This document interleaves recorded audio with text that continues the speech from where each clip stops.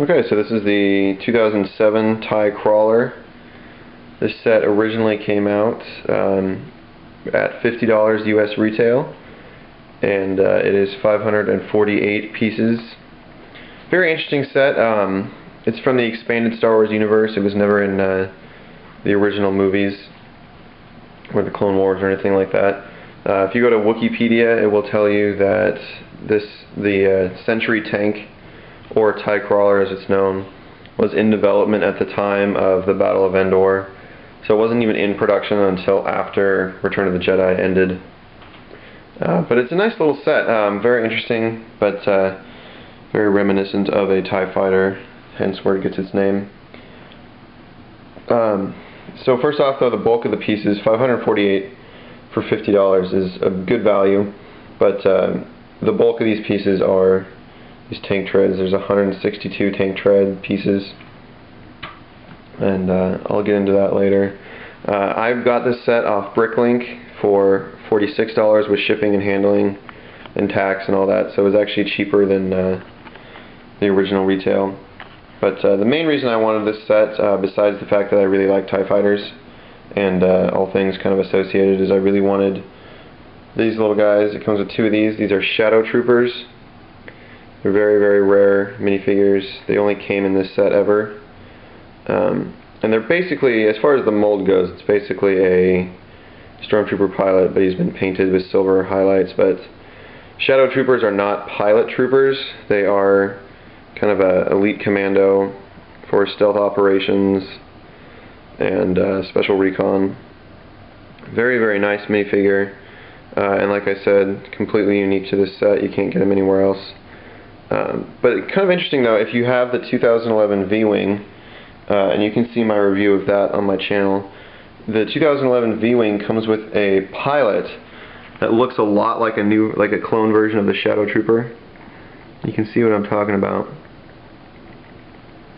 Kind of interesting, but this is not a Shadow Trooper, this V-Wing pilot. He is his own unique thing, but he definitely looks like one. So if you want something that looks like a Shadow Trooper, and you don't want to spend the money on an older set, you can get the 2011 V-Wing. But there's that for you. But nice little set here. Like I said, you can get one for a pretty good value. Obviously you have these big tread pieces, and the reason I have this little mat right here is because this table is kind of too slick to get the treads to roll all the way. So I have this little grip piece so you can see it. You can see the treads do a really nice job. One note about the treads though, when you build it, it tells you to use 81 treads per side, and when you do that, they're really, really loose. They come off the track really easily. They're in a little groove on the track, in the inside of the shields or the wing pieces or the armor pieces, whatever you want to call them. So what I did is I used 80, so you just take one link out and you can see this is with 80 and it still has that kind of loose pull to it. So just a note, it does help it a little bit better to take just one of those links out over what they recommend. But it does a really nice job rotating the tread around these big pieces. Very, very nice. So there's that for you real quick. Back here, these are actually supposed to be fuel tanks, but you can use it as like a handle to hold on to it.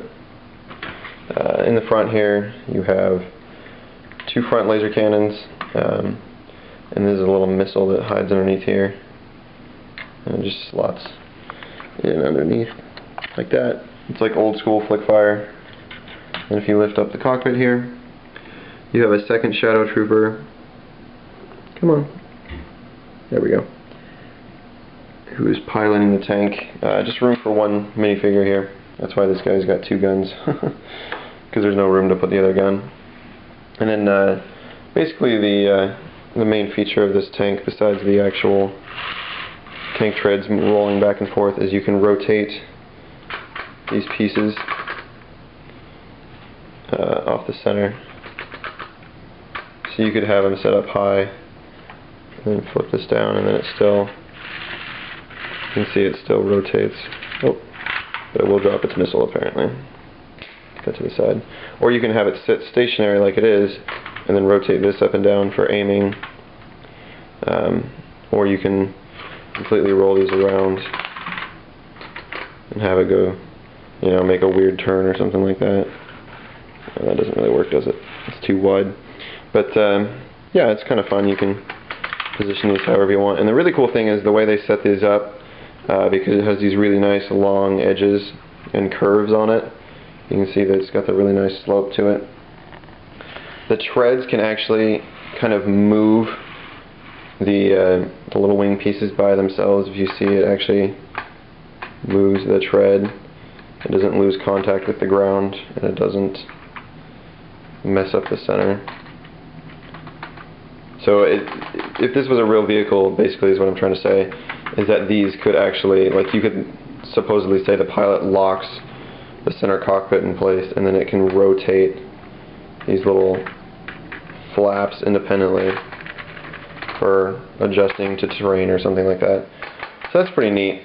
And it goes all the way around to 360 degrees rotation. But didn't really need to see that. And then the other main feature of this set is, like I said, it has the two front cannons, and then on each side you have these little flaps, and it opens up a gun port. And the nice thing is, it's not just a missile rack. These don't fire, they're not flick fire. But it's kind of cool because the treads move in any direction. The gun actually moves in a good range of motion. So again, if this was a real vehicle, it could cover itself because it has only the front guns. So if you have enemies on the side or the rear, it could cover itself pretty well. It goes low to high, and pretty good coverage, almost 180 degrees all the way around. So very nice. And then they just flap. They just hide right inside. So very nice, and they're on both sides. So that's very nice. Yeah, not much else to this. Just to give you a comparison real quick. Here it is next to an original TIE Fighter. You can see it's not that big, and you can definitely see where the design for the vehicle comes from. Just to give you an even better idea of the Shadow Trooper and what I was talking about earlier. If I can get this little guy out of here. Here is, there we go. This is the original Stormtrooper pilot. There we go. So you can kind of see, oh, stand up straight, there we go. You can see the difference here between a Shadow Trooper and a pilot. Pretty big difference, but not too ridiculous. You can see this has more of the Trooper setup with the little packs on his hips, and this guy has the breathing apparatus. So there is a big difference there, but not crazy big difference. It's not like completely bespoke. But you can see where the idea for this vehicle comes from. If you take the TIE Fighter and you unclip these, oh, there we go. You unclip these and rotate them, like so. Like that. You can see where the idea comes from. It's basically the exact same size. And then obviously the crawler is just thicker, and so there's space for tread. But that's where the idea comes from, I would believe, is that you have a TIE Fighter, and then you flip them sideways, and then you make it so they can rotate, and then you add tread. So that's where that idea comes from. Technically speaking, if you had two of these TIE Fighters, you could kind of make your own TIE Crawler, but so you can see the shield on the TIE Fighter is taller.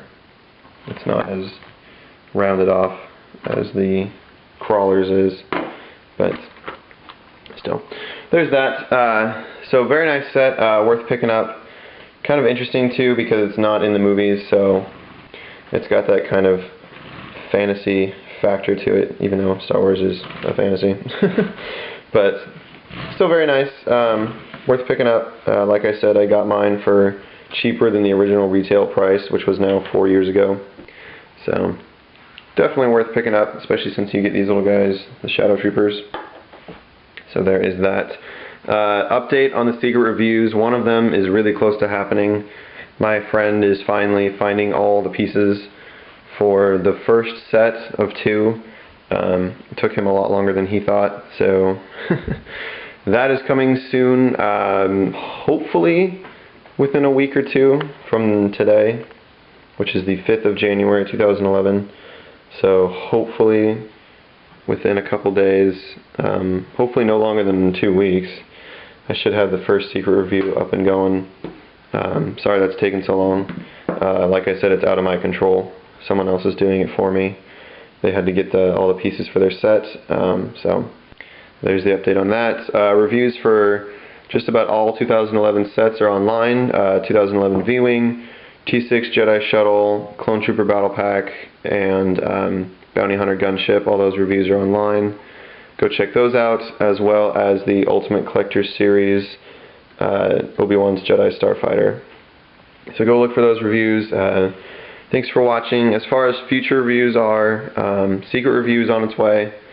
My birthday is coming up within a month, so I might be getting either the Ultimate Collector Imperial Shuttle, or I might be getting more older sets that I missed out getting when they first came out, like this, which would be the Advanced TIE Fighter with Y-Wing, the 6211 Star Destroyer, not the Ultimate Collector Series 1.